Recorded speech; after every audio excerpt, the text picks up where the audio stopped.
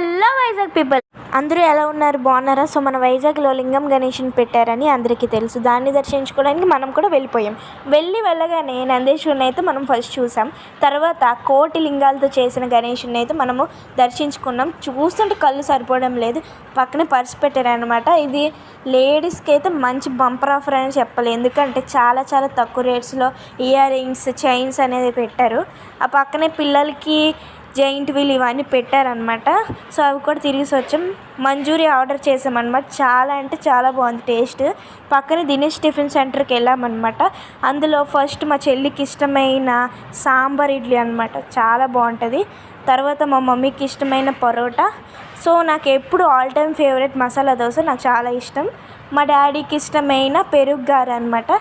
అక్క కొంచెం ముందుకెళ్ళాక ఐబ్యాకోలో ఆగి చాకోబార్స్, కప్ ఐస్ క్రీమ్ తీసుకున్నాం అనమాట. ఈరోజు మా లక్కీ డే ఏమిటంటే మేము శివుడికి వాటర్ పోసాం అనమాట. ఎందుకంటే అది చాలా మంచిదన్నమాట వాటర్ పోస్తే. సో మేము కూడా వెళ్ళి పార్టిసిపేట్ చేసాం. పక్కనే దీపారాధన చేస్తే ఒక దీపం వెలిగించాము.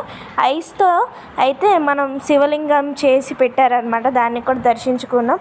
సో మన వీడియో కనుక నచ్చినట్టయితే like, share and subscribe. Bye bye guys, love you all.